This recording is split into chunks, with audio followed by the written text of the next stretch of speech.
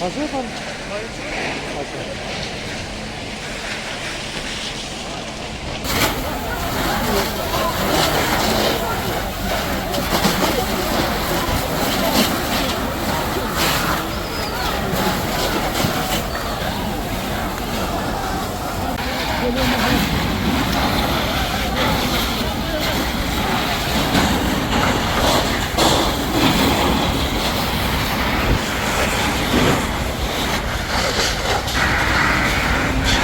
Sen ne yapıyorsun? Kayam.